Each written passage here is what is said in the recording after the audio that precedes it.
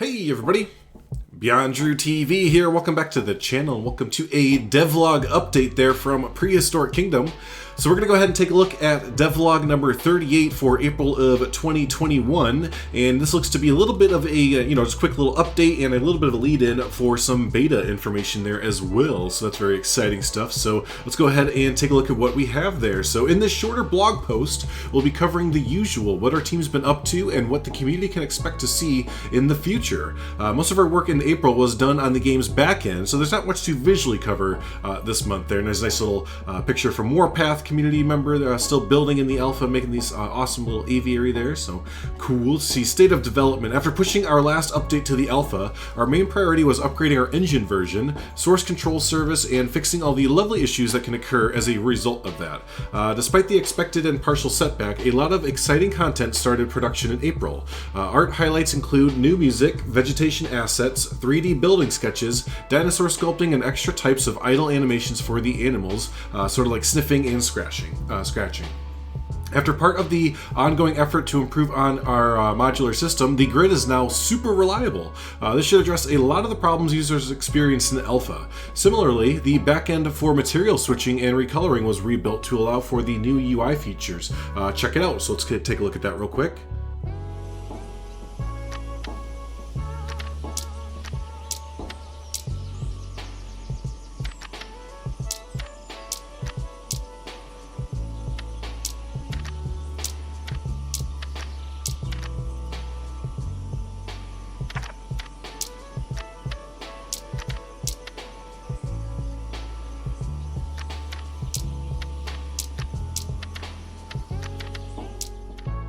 Yeah, so that looks really cool. I love that we can just select an entire building and just say, yes, roofs, or whatever, and it's gonna be really cool to just kind of split things into different groups. So if you want to get different, roof or different wall textures in like one building, just split it off into different groups and select it all at the same time. That's really, really handy for building. I can't wait to test that out there some more. So yeah, really, really excited about that. So let's see. As you can see, it's now possible to mass select a building and change all swappable materials on the fly. This functionality is expected to apply to object recoloring, though we'll save the details for a later date when that's implemented. Wow, that's gonna be really helpful too. Cool. On the management side of things, we started with the exhibit data. This provides us with a jumping off point to start figuring out the calculations for things like animal needs and their overall welfare. Exhibits and how they're scored are very much the driving force behind our management simulation, influencing everything from guest spawns to the park economy and rating. How you build and optimize your paddocks in Prehistoric Kingdom is a central component in ensuring your success as a player. Okay, cool. So some little management insight there. So let's see, development report for April 2021. Just some nice visuals, what they're working on. There you go. Development highlights for the music. So this month we've got two work in progress. Oh, sorry, we've got 2 work in progress samples from the game's soundtrack to tease you with. Though there's currently 11 minutes of goodness behind the scenes, we wanted to give everyone a small taste of what's to come. Below you can see 2 types of tracks, one that we've internally dubbed as working music and the other that plays inside the animal nursery. There's a whole selection of music being written for specific scenes with the game, and we cannot wait for you to hear more. All right, let's go ahead and listen there.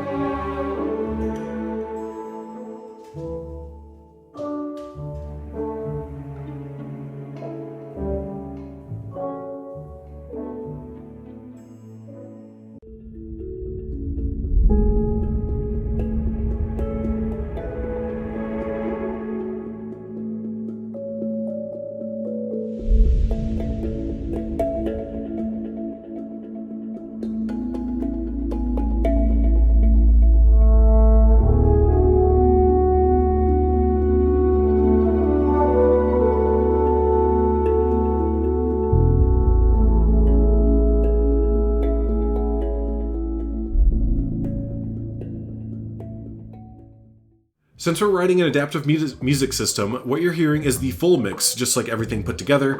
In-game, this is split into different layers, allowing us to control the intensity of the music depending on the player context and game rules. The complete soundtrack will be purchasable and deliverable to eligible backers once the body of work has been finished post-early access launch. Sounds good. Foliage Showcase. So Wetlands received its final new foliage items, introducing new ground plants to help bring your swampy desires to life. Horsetails, arrow arum, new reeds, and the decorative pickerel weed all assist in filling out the marshy plains. Our tall trees weren't forgotten though. The swamp cypress has been reworked from the ground up, adding 4 unique variants to the roster in the process. Ooh, those look really good. Yeah, it's gonna be nice to add into our swamps there. So the cypress knees will also be available as a modular item for players who wish to take their wetland forest to the next level. Oh, interesting. Okay. Animal Showcase. So what creature would most definitely beat you in a thumb wrestle? The iguanodon, of course. Yeah, look at those thumbs. Holy cow. Returning to the kingdom with a brand new look, this take on the classic dinosaur was inspired by a variety of real-world reptiles, incorporating a more retro and armored appearance. So there you go. There's the iguanodon, or the... not even going to try to pronounce it. Someone will let me know down below how to, like, really pronounce it and everything. It looks really good. Nice. Yeah, beta build. Oh, yeah, nice beta build, no longer alpha build. There's a nice look at the iguanodon in the wild. Some of the new cypress trees and wetlands foliage as well.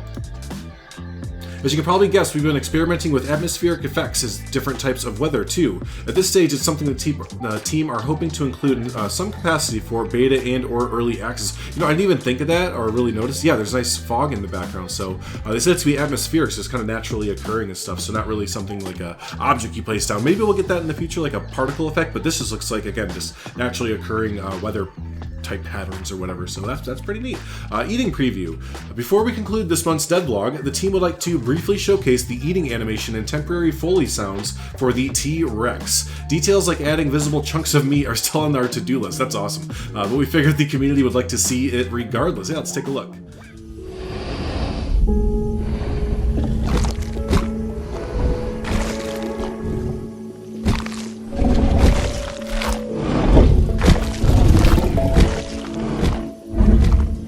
Yeah, nice. So, like they said, it's still an early look, but that's a cool look into the eating animation this early on. So can't wait to see that develop, especially with the chunks. Can't wait to see the big chunks of meat falling off the teeth and everything.